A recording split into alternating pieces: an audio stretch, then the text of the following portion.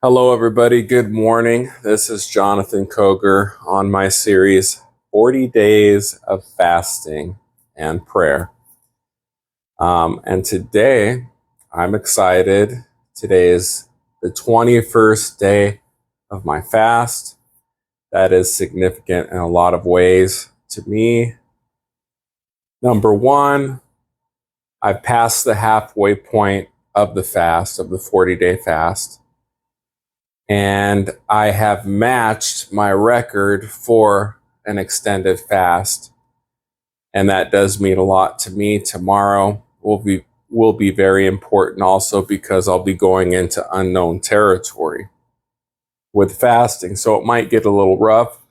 I feel pretty good with the vitamin patches and the mineral water and the mineral supplement. My wife has commended me on having a lot more energy.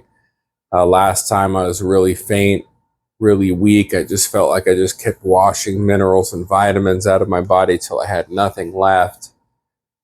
This time, still eating no food at all, drinking only water and sparkling water, of course. That's my treat in the morning, and at the end of the day, I like to have some 0-calorie sparkling mineral water. It's got calcium and sodium, and I put some mineral supplements in there also. But it's just got me to where I'm not, in danger or at a health risk or anything like that. So I'm doing pretty good.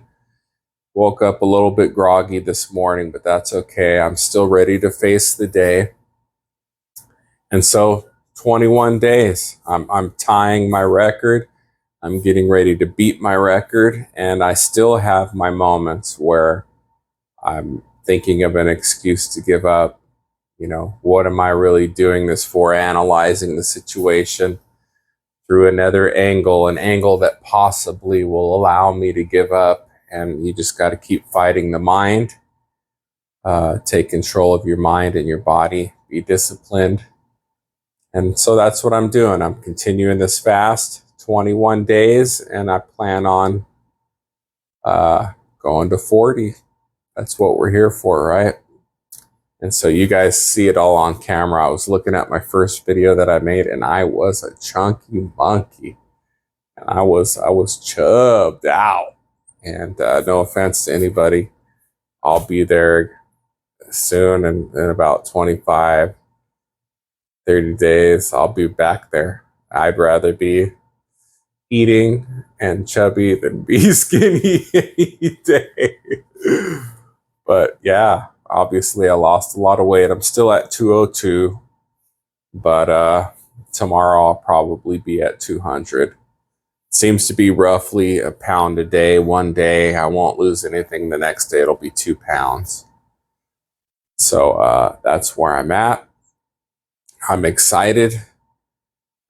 If I was a guy that went and, surfboarded or played on the beach, now would be a time to do that because, we've lost some weight, feeling better. Of course, my wife doesn't like the thin version of me. She wants something to grab onto. So in about 30 days, we'll give that to her. But yeah, I just want to eat, and I can't wait to eat. And I know I've probably been telling you every day when I'm going to break my fast on, but keeps changing. I definitely want some seafood. I'll probably be too full after a big breakfast with the steak omelet and the pancakes or waffles with the sorghum syrup. I'll probably be so full from that until dinner time. And I want to go to like Red Lobster. I heard crab wasn't that good. I don't know. If you know a seafood place, I'm really craving seafood. Let me know in the comments. I would love to do that, but I definitely want some seafood. I'm not a seafood guy, but when you're in desperation for food and your body's thinking of ways to survive, you will eat anything. And so everything sounds good. There was a story about a man I heard, secondhand story. He was lost at sea, and after a while of catching fish and eating the fish, he only wanted to eat the eye of the fish because it had some type of nutrients his body was craving. And so that's the kind of stuff you'll deal with, strange cravings. But this episode, I want to focus a little bit on prayer because prayer is so important. And sometimes when you're praying, you don't feel anything. You're not in the spiritual realm. You're not floating on a cloud. God is not shining his beams of heavenly light on you. Your halo is missing. But it's still good to do certain types of prayer like worship and praise. I will worship and praise God in prayer.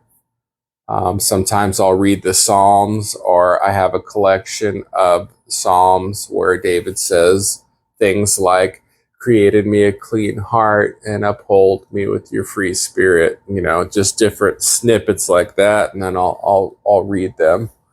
But definitely Jesus is King. What else can you do but enter into his presence with worship and praise, exalting the highest King the world will ever know. There's Thanksgiving. So we spend a lot of time in prayer, asking for things. If you don't, I commend you. I do. So it's good to just take some time and give God some thanksgiving for, even the little things, the sunlight, the fresh air, the fact that he's blessed you with the things. You may want a Corvette, but thank God for the little junky beater that you're driving around because you got 4 wheels and a steering wheel, and so make sure you give God thanksgiving. On that note of always praying for yourself, there is something special about praying for others, especially when you hear, how many times do you hear somebody has a problem, somebody has an ailment, somebody has a health issue, and we say, okay, I'll pray for you, and then we don't. It's very good to take time right there and pray for it right there. A little 1 minute, 2 minute prayer. You may not be on camera. You're not trying to win an award. You're trying to say a prayer so you don't forget, because you're human. You're going to forget some things. You're going to get busy. You may not be emotionally impacted later like you were when you heard somebody's need. So it's always good to do on the spot prayer. There's supplication. There's a lot of different definitions of supplication. I look at the word supple or supply. Supplication is a supply line. It's a spiritual supply line to me. And what we're doing is we're telling God what's going wrong, what we need. We seek your counsel. We seek your direction. Be a lamp to my feet. The things that we need, we're sending out a supply request. We need God's endorsement. We need his support. You talk about the guy who has everything. He could do anything, and you're sending your supply list up. And of course, you'll want it to send it very respectfully. We also have subtle prayers. You're just driving, you have a random thought, so-and-so looked sad, God bless her. Or, this must happened. This brother needs something. Lord, help him in his time of need. Just little subtle prayers, just on the spot, subtle prayers. There is intercession, which I believe, and a lot of people believe, is the highest form of prayer. And that's when the Holy Ghost kind of takes over. You're speaking in a language that you've never been taught, never been schooled in. And the Holy Ghost is interceding with groanings and grumblings from deep down, and you're crying and you're pleading over a situation that you don't even know about, but the Holy Ghost knows. And so the Holy Ghost is petitioning for the benefit of something or someone, and basically coming before God boldly, before the throne with the need that the righteous judge, the God of gods, the King of kings, can execute righteous judgment. And trust me, that's what he wants to do. I heard this little old pastor's wife talk about different facets of prayer, and I really enjoyed it, and I took that snippet and I put it in my arsenal. Basically, she says prayer is like a house. You have living room prayer, and so in the living room, everyone kind of fellowships. There's not too many secrets. It's corporate prayer, if you will. I don't like that word corporate, because I think there's definitely needs to be a separation of business and spiritual walk with God, but we're not going to go there right now. But you have your prayer that's open and available to everybody's ears. Then you have bedroom prayer, okay? And so who's allowed in the bedroom? A lot of times it's only one person, but let's say it's a husband and a wife. And so the husband and wife, they get into prayer, and it's a little more intimate. They share secrets, they share knowledge, they are close, they know each other, and so you can pray more intimate to God, even though you have your partner or someone very trusting in the room. And then there is closet prayer. And so Jesus talks about closet prayer. Basically, you get in your closet prayer. If you've never prayed in a closet, um, it's pretty awesome. I've cried, I've prayed in a closet, trying my best to not disturb the peace, but down in the intimate time with me and God, telling him my utmost secrets, things that he already knows anyway. And so you really touch God in that closet prayer. And there's a really good message, by the way. I think it's by Matthew Tuttle, and it's God Cannot Keep a Secret. I'll try to find it and put a link in the description. But God, what God sees in secret, he rewards you openly. So that's an awesome attribute about God.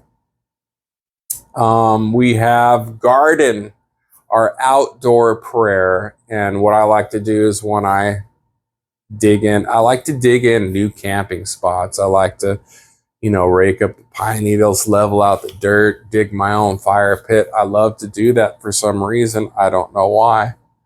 I like to take sand out of the creek and lie in the fire pit. It's just something that I like to do.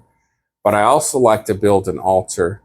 Or what I'll do is I'll find a big rock somewhere comfortable where I can kneel down and I can pray to God in the outdoors or in a garden. If you have a special place like Jesus had, Gethsemane, a special place where you can go and you have just a special connection. What you're trying to do with prayer is you're trying to find a special connection and figure out how to get there more often. There are prayer chains where maybe somebody's on life support and you have a chain of prayer. I remember my nephew's father, they were going to pull the plug on him. They were pressing his wife, saying, you need to make a decision. He's brain dead. He's not coming back. He's gone, And we had a prayer chain from Idaho all the way to Hawaii. And people were just praying, and miraculously, he came out of his coma. They ditched the pulling the plug on him, and he recovered. So that was amazing. That was a miracle. prayer chains, lots of people praying the same thing is powerful. There's 24-hour prayer shifts where people will, certain people from the church will go in and pray this hour slot. Another family will come in and pray this hour slot. So for 24 hours a day, the church is praying. And then there's all-night prayer meetings where people try to stay up all night and pray in the sanctuary. And I think that's pretty good. What kind of prayer did I not have on my list? Because I know there's many, many, many forms of prayer. Prayer is like worship. It's personal. You may have a different style.